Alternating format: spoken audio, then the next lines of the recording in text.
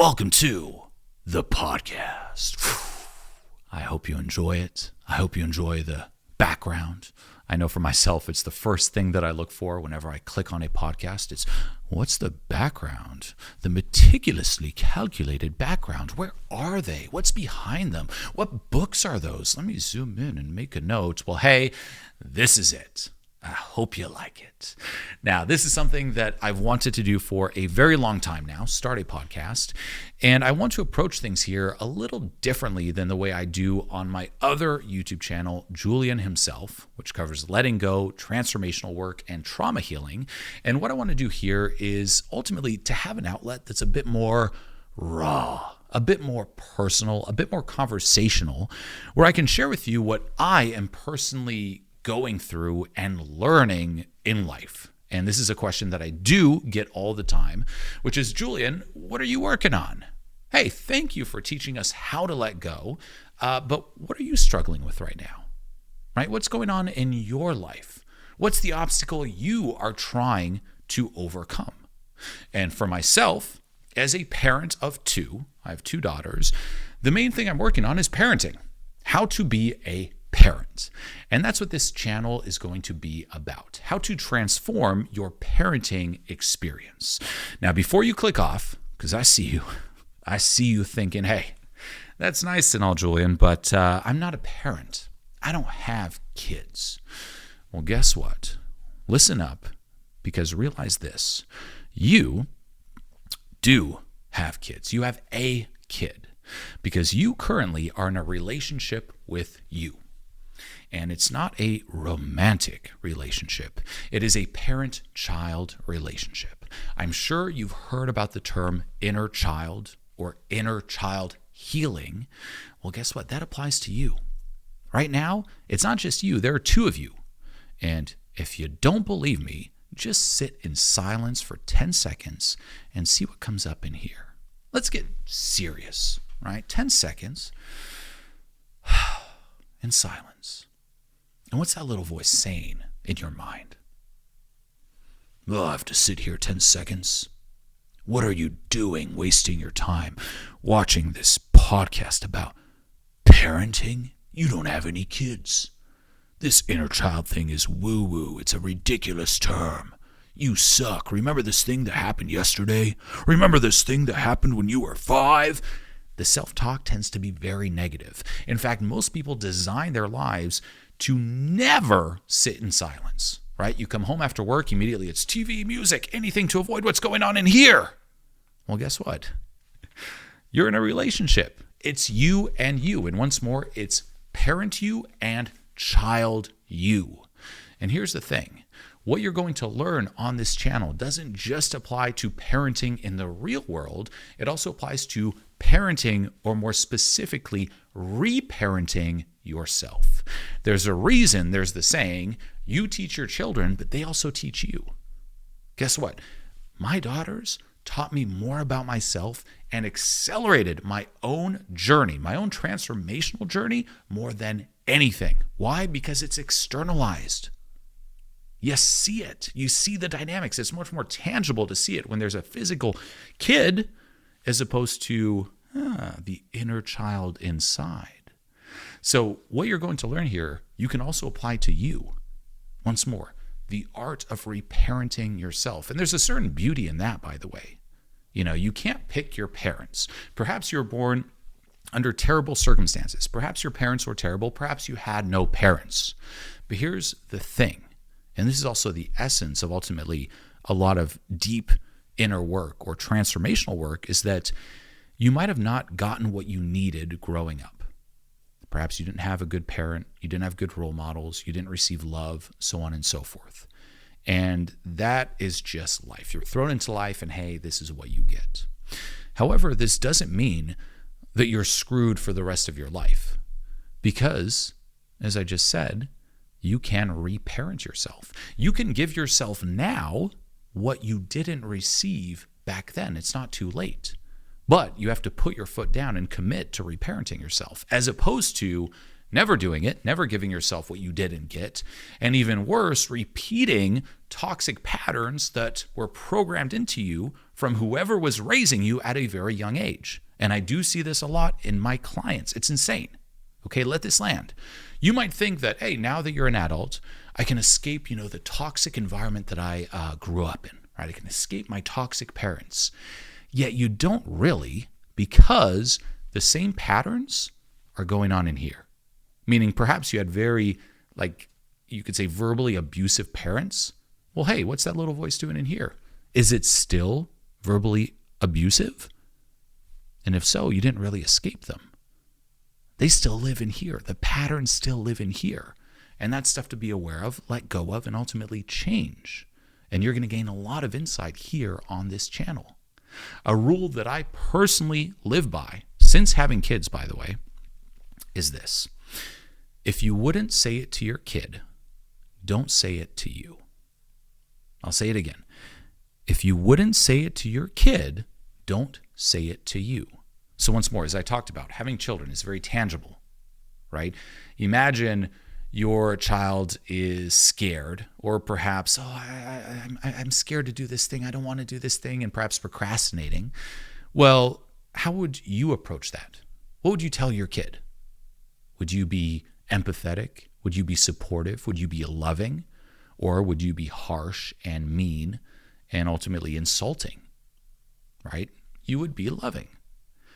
Is that how you approach things with you in those situations?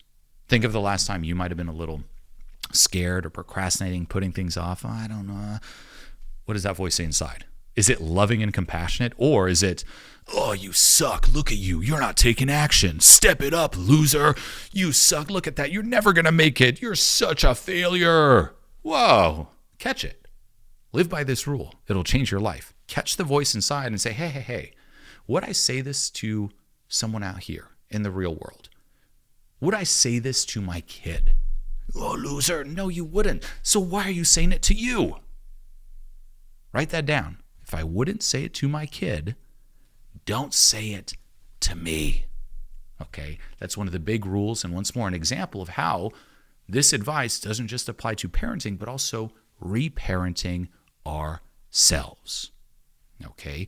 Now, I'm not saying here in this podcast that I have everything figured out when it comes to parenting. Okay, at the time that I'm recording this, I have 2 daughters, as I mentioned before. My eldest is 3. She's going to turn 4 in June, and my youngest is going to turn 2 in September. Okay, so that's the range of my experience. However, due to my background in coaching, where from 2010 to 2014, I specialized in coaching communication skills and social skills, right? How to socialize, social intelligence, emotional intelligence, reading the various channels of communication, so on and so forth.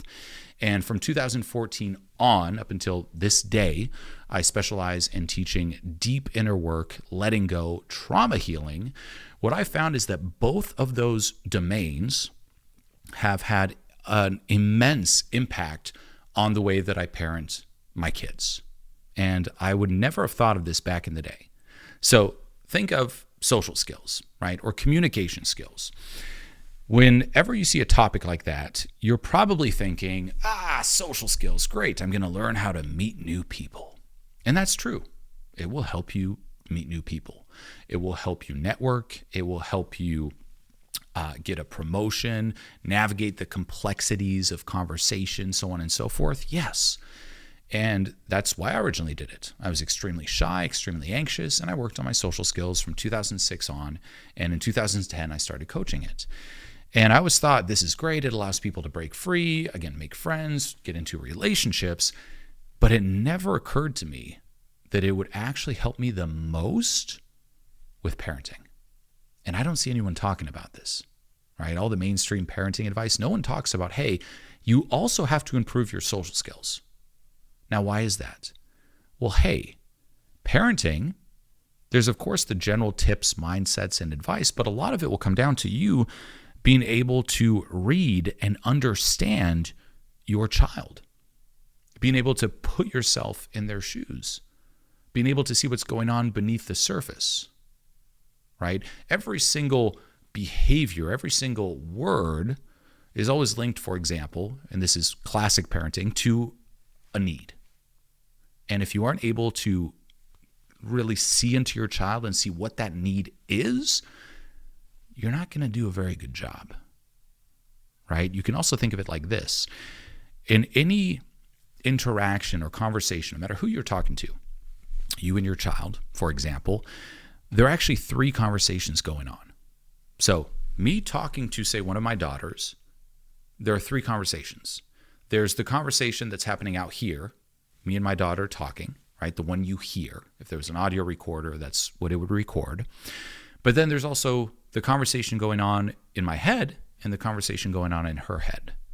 And a lot of social skills and ultimately deep empathy is learning how to listen to the conversation going on in their head. Not just the words out here, but what's going on in here.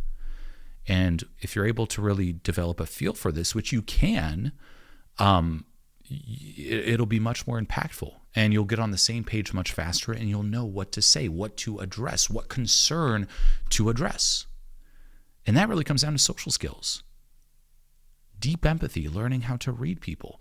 And unfortunately, I see a lot of parents, even acquaintances, who just simply don't have the social skills, right? They haven't talked to a lot of people. They haven't worked on it. They haven't studied it. And I see sometimes the way they parent, and not to judge, but I judge. I'm like, what are you doing? Can't you see this? Like, can't you read that?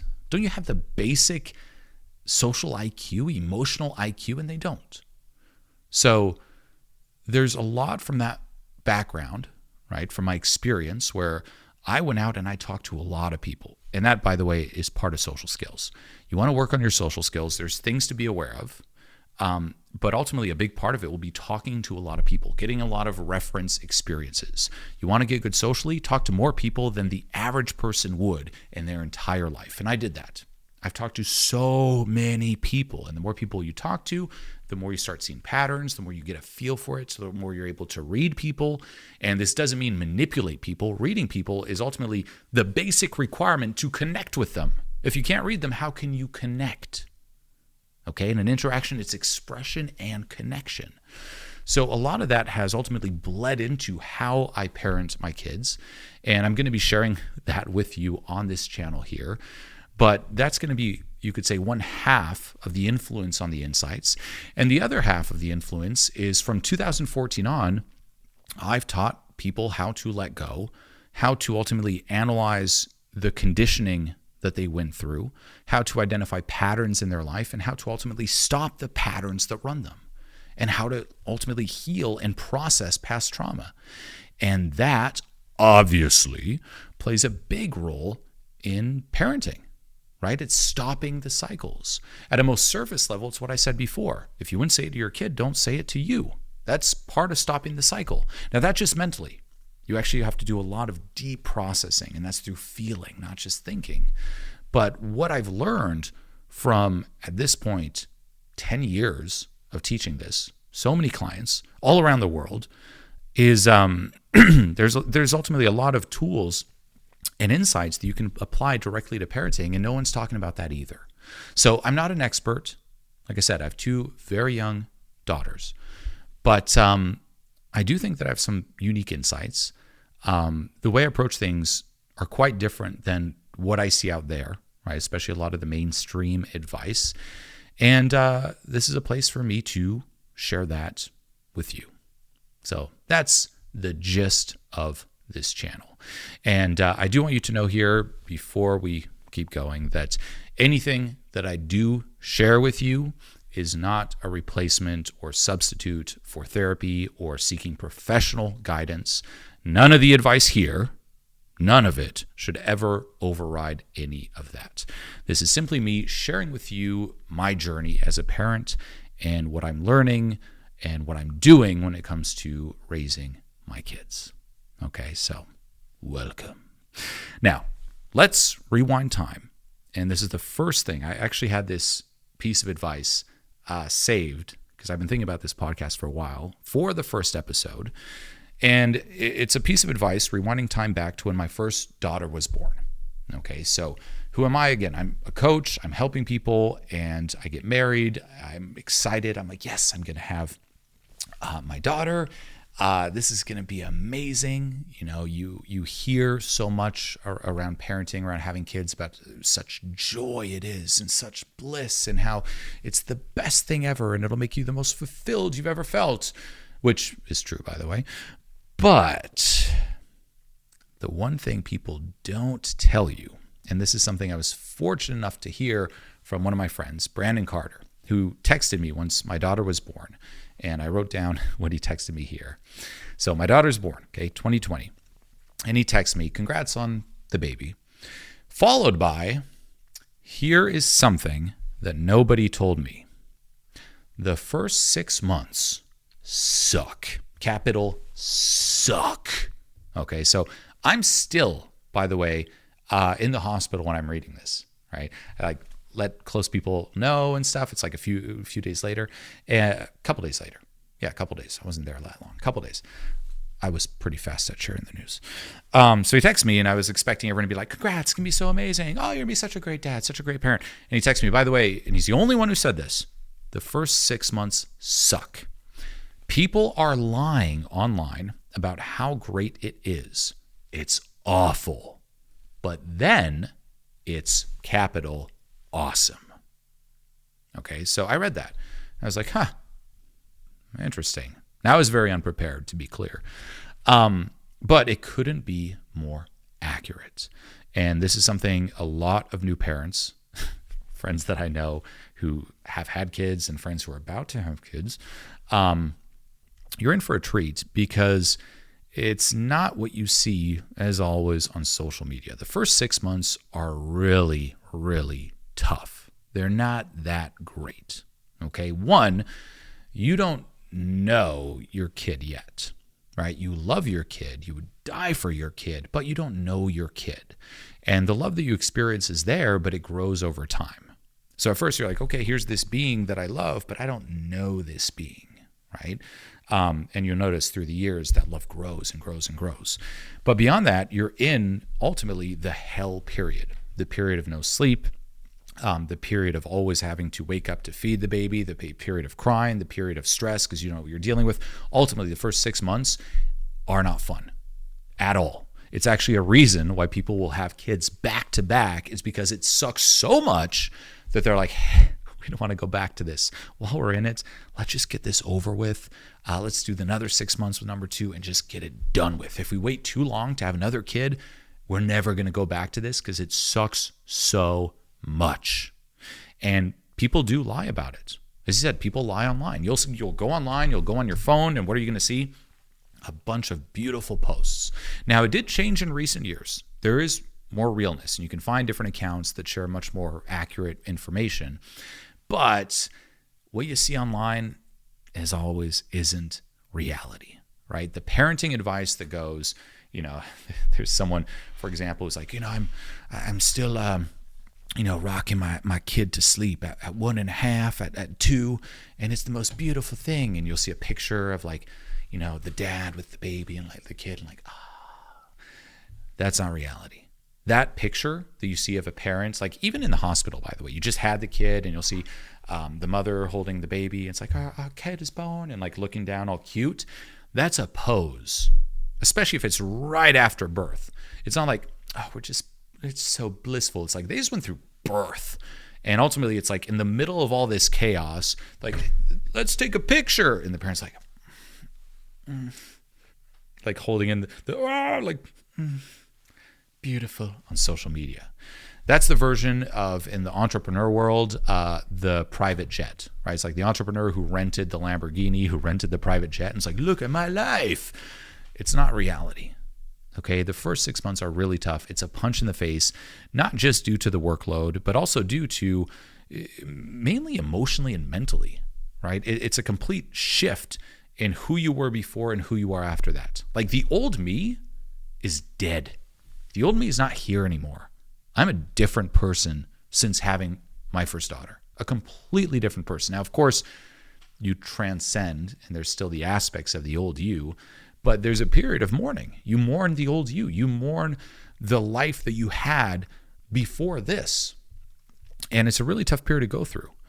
For me, it was, honestly, the second or third toughest period of my life. For real. The most beautiful thing, but yet the toughest period of my life. And it'll trigger you. It'll challenge you. It'll challenge your relationship. You're on low sleep. Your partner's on low sleep. It's absolute chaos. It's ultimately the biggest disruptor. Now, I have 2 children, as I said, 2 daughters. The way I always say it is the first one was worse in terms of punch in the face. The second one was harder, but not as bad because you're used to it. So the first one was more of an adjustment. The second one is technically harder because now there's more work and you're spinning more plates, but you're already a bit used to it. So there's less of an emotional hit. But the first one's really hard, and no one says this, right? People are so scared of being labeled a bad parent, like, aren't you grateful for your children? So they hide it. They say it's the most amazing thing ever, right? Oh, everything's going great. Like, ask any parent, how's it going? Oh, it's so great. It's so great. Is it? Don't be a little people pleaser, right? Parenting's going so great is the same as, how you doing? Good. I'm good. Are you? Are you really good? So people put up these fronts and don't fall for it. Okay, if you're in the middle of it now, you're in that hell period, just know, going back to this text, yeah, it sucks. Embrace the suck. It's what it is. Everyone's going through it. Don't fall for social media. Don't fall for the fronts. Know that what's most personal is most universal, and everyone is going through it. Now, there might be some people, even who comment on this, who are like, that's not true, Julien. My experience was different. But usually those are people who are, let's just say, have older children and ultimately have blocked off a lot of the bad parts. Like even me recording this now, I made a video about this on my Julien Himself channel that was a bit more fresh. I'm going into some detail, but I'm like, yeah, it was bad, but I literally blocked off so much of it. So much. It's funny. When I had my second daughter, it sparked back a lot of the things I blocked off. I'm like, oh, we have to do that. Oh, that again. Oh, I forgot about that. Oh, like you block it off completely. So just know that it's not just you. Yeah, it's tough. I know it's tough. Embrace the suck and don't fall for the lies. Okay, now there is, of course, one way to escape it, which is hire an army of nannies. But that depends, of course, on your budget and lifestyle or parenting style. For myself, I just always wanted to be involved, right? I have friends, especially entrepreneur friends, business friends, who always tell me, like, just get a bunch of nannies, right? You can afford it, get nannies. I'm like, I don't want to, right? They're like, what do you mean the first 6 months are hard? Ha! You just go in and say hi to the kid and the nanny does the rest. I'm like, yeah, but that's not the parenting experience that I want, right? I want to be there, especially at such a young age where they're just taking it all in. And for me, that wasn't me. So when I'm saying this, it doesn't mean like, oh, I'm screwed. No, you can also hire an army of nannies. But if you are going to be there and really there, embrace the suck. It's going to trigger a lot. Now, you'll also learn a lot about yourself, but don't fall for the parenting version of the private jet. Okay. And the other thing that it will challenge you with, and this is something that you can apply whether you have kids or not, is that, once more, depending on your parenting style, but for me, wanting to be very involved in my child's life from the start, it immediately challenges, you could say, how you spend your time. I'll put it that way, right? It forces you to ultimately become ruthless with how you spend your time and to ultimately become ruthless with how you prioritize what you do. And this is actually a hidden benefit. So I'll put it this way, okay?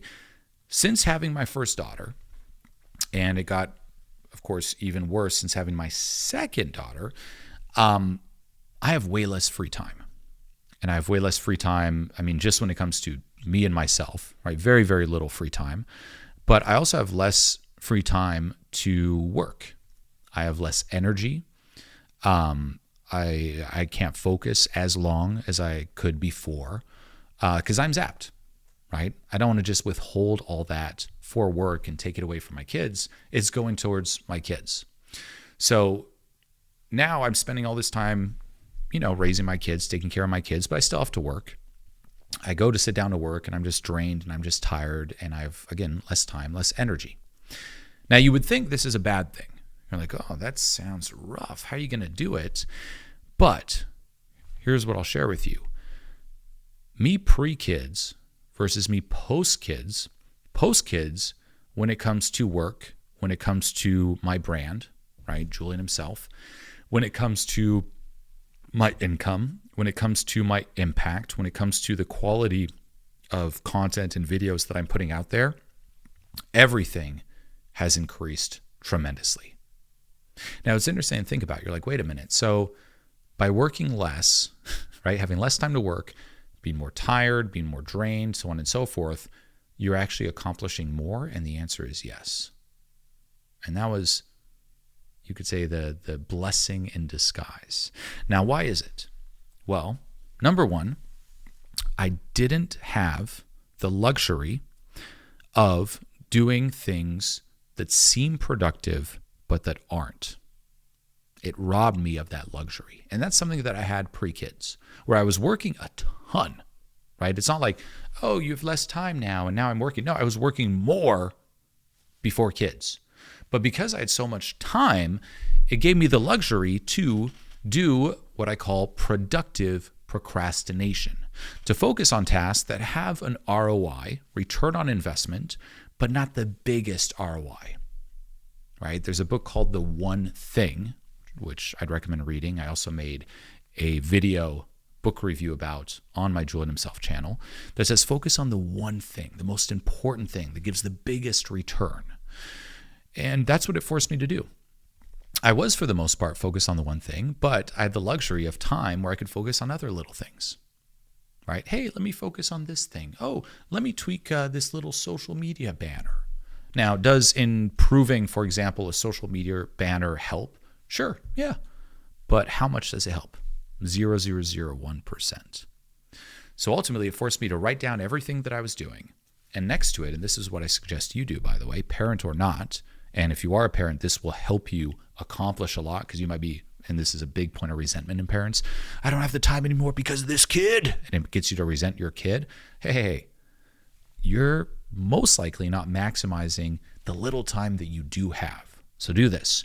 Write down everything that you have to do, right? All the tasks. Then next to the tasks, in terms of what you want to accomplish, where you're going, so on and so forth, write down how big the return on investment is, how big the ROI is.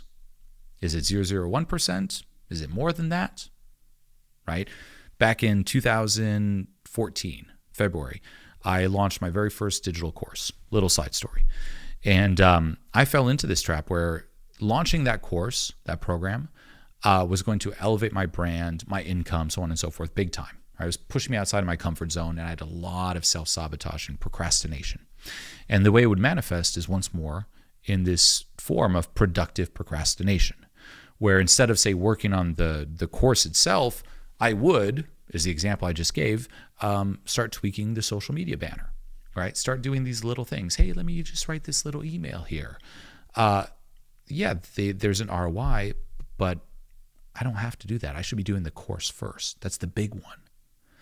And that's the thing. The little tasks that seem productive, but it's a small return, zap them. It'll challenge. If you're someone who's a bit more of a perfectionist, it'll challenge you, but you will actually accomplish a lot more. And that's what it did for me. Anything that was rooted in perfectionism, anything that was rooted in productive procrastination, all of that got zapped.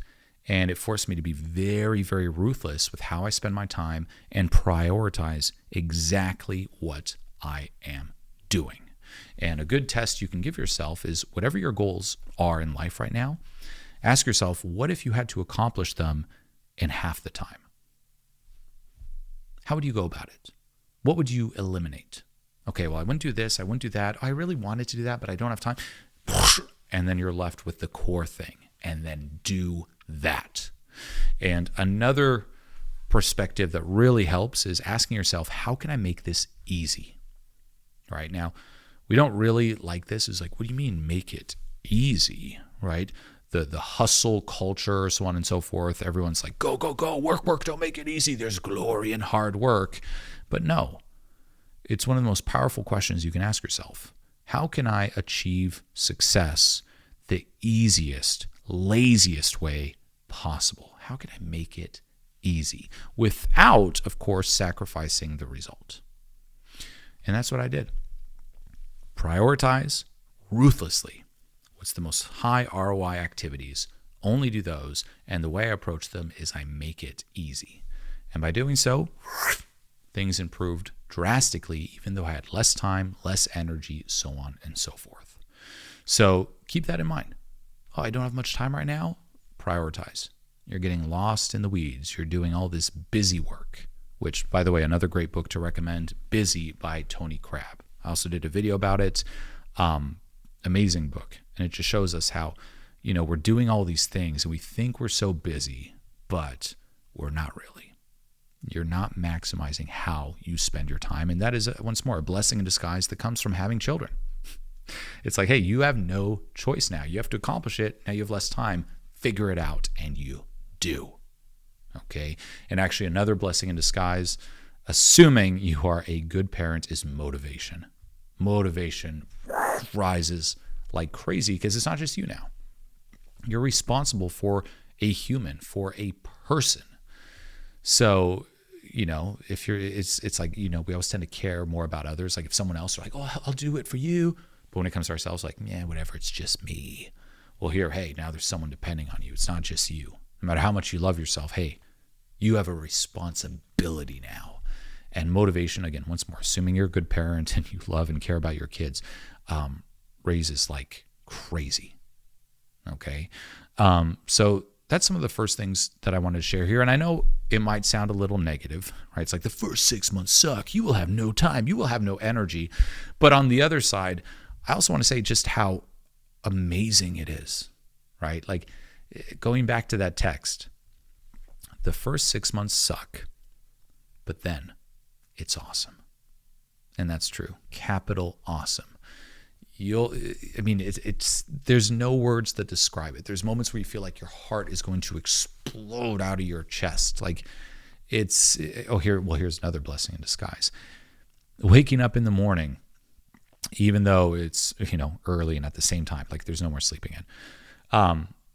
Waking up in the morning becomes the most amazing thing ever. People are like, I wake up and I want to hit the snooze on my alarm. You want to know how to solve that? Have kids.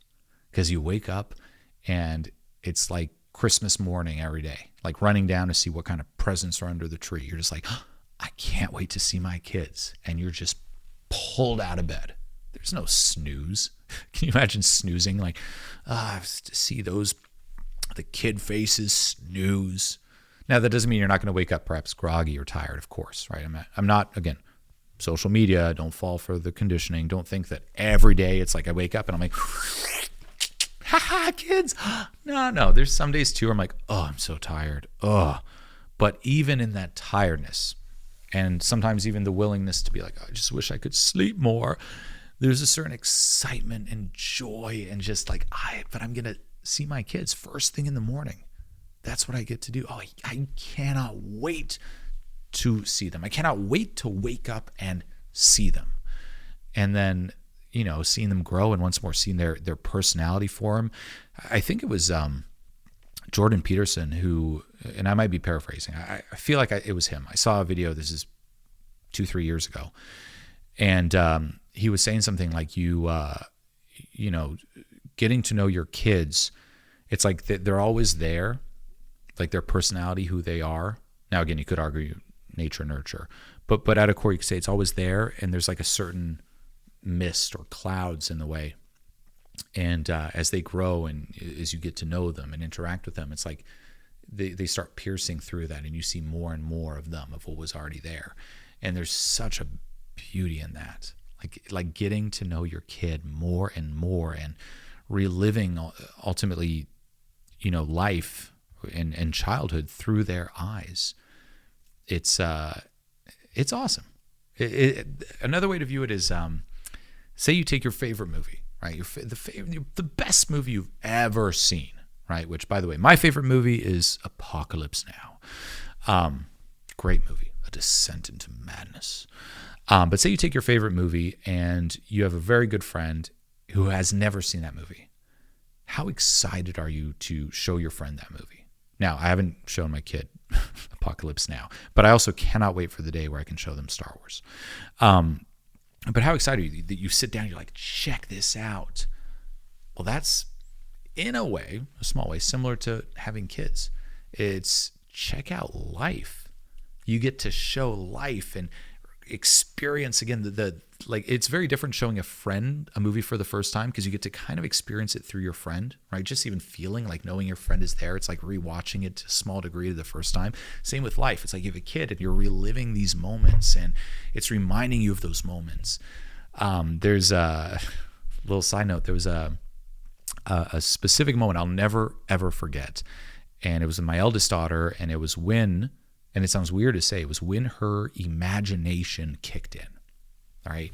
And I remember it vividly. It was like, it's kind of interesting to think about, right? Because at first, they can't even really see that far, like this far. They can't form 3D perception, so on and so forth. And then they start talking, et cetera. And then there's this point where you're like, well, when does this thing like imagination click in? And it clicks in fast. It was like one day to another, we were playing with these little figurine toys. It was characters from the movie Encanto. And suddenly she started playing and saying, oh, there's this over here. And I'm like, what is she pointing at? And I'm like, oh, it's her imagination. Oh my God. And then you're able to play into that and create these things that aren't even there. Like suddenly, it's like snakes are here. And she sees them and play, and you're building this thing together. And it took me right back to moments in my childhood playing with my sister, figurine, same thing. And we would play for hours and just get lost in it, just using our imagination. And it was the best. It was the best. And I got to relive that and I forgot. Now, there's some of that in speaking and in life. It's like play and creating. And, if I'm on stage doing a speech, it's like, in a way, livid dreaming.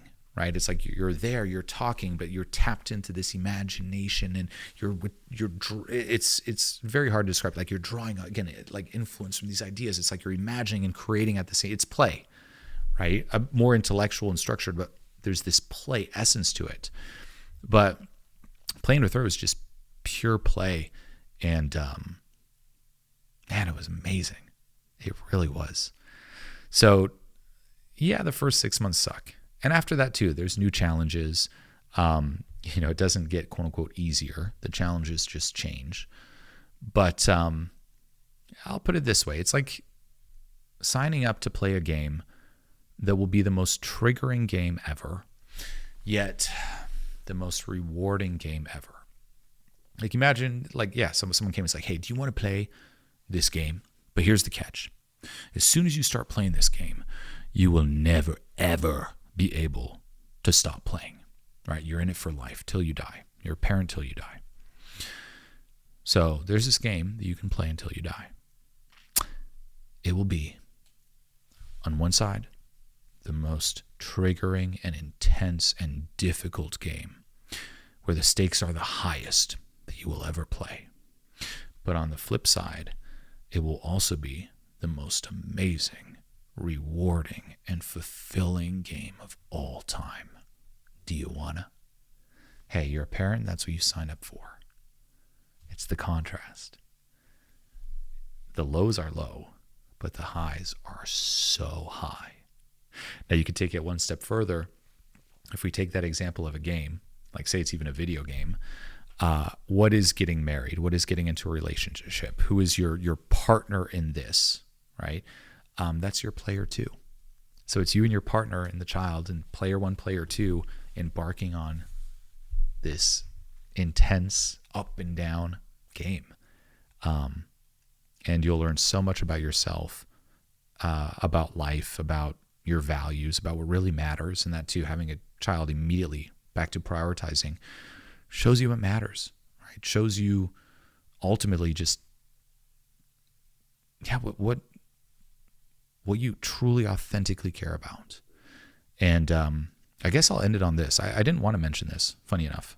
Just in this moment, it kicked in. And that's what's, I guess, cool about this. Guess what? In this moment, imagining too. Another reason I wanted to start a podcast and keep it a bit more personal too, and it'll be educational, but I also want to just once more share what I'm going through, share my life, share just how I am, right? Outside of just being on stage, is that and not to get too dark here, but recently I had a minor cancer scare, where, not to freak you out, and again, I didn't want to bring this up, but not to freak you out, one day, I don't know why, I was in the shower and I was like, let me feel my neck, weirdly, right? And I felt like a small, like little bump, and it's called neck nodules. And I was like, what is that? Oh, weird. Oh no. And I started getting all paranoid. And I went to the doctor and they scanned it, and it's very common to have neck nodules. So if you feel a bump, don't freak out. But one of them was big enough to be considered highly suspicious, to the point where I had to do a biopsy and CT scan. And fortunately, it was benign. So again, minor scare. But it did, shake me up a little bit. I was still working, again, doing speeches, etc., but it did shake me up. And I don't have any regrets around me in my life. Like, for me, it's, if that was the end, okay, that's the end. I lived an intense and good life. Honestly, I did. But the biggest thing was all around my kids. That was the biggest thing. It was like, I'm, they're not going to get to know me. They're going to grow up without me. I won't see all that. And it was all around my kids. Now, going deeper, there's also perhaps an element where, and a friend mentioned this to me, perhaps dive into where it's like, well, don't you trust that they'll still be okay, right? Trust in them that they can handle life. And I was like, oh, that's interesting, right? There might be a core belief that's like, they can't handle life without me, without my guidance. I'm Julien, I'm the coach guy, et cetera. So maybe there's an element to that. But the other one is like, I don't know. I don't want them to grow up without knowing me. Maybe that's also an element of ego, but it's not like, well, who is my dad? And then the only thing they have to see of who I am is me on stage. And yeah, that's me. That's authentic. But it's an element of me. It's not all that is me. That's Julien on stage, right? I don't answer the phone like, hey everyone, hey, this is Julien. I don't answer the phone like that. And it's authentic. It's, in my opinion, the best of the best advice, but it's not all that is me. And I was thinking like, well, oh man, what if it comes back and I do have cancer? And what if it's like a high stage and et cetera? And I was thinking like, oh, am I going to be one of those people who, records future videos for your kids, right? It's like, hey, I know it's your 18th birthday right now. If you're watching this, it means I'm dead. Am I going to do that? And I was like, well, maybe.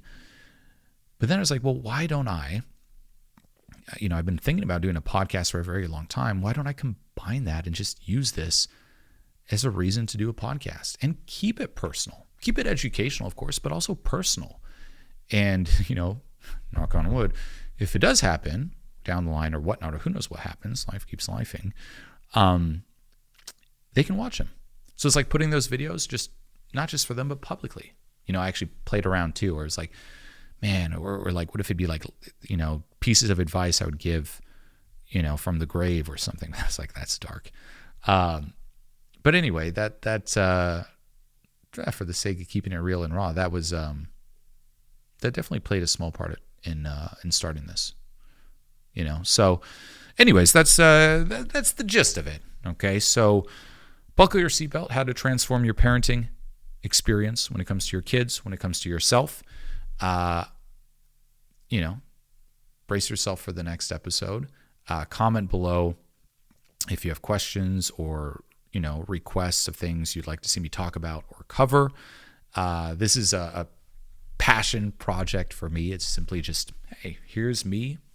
Here's how I am. Here's what I'm going through. Here's what I'm learning when it comes to parenting, when it comes to reparenting yourself. So I hope you enjoyed the format, and more specifically, I hope you enjoyed this beautiful background. And as always, I will see you next time.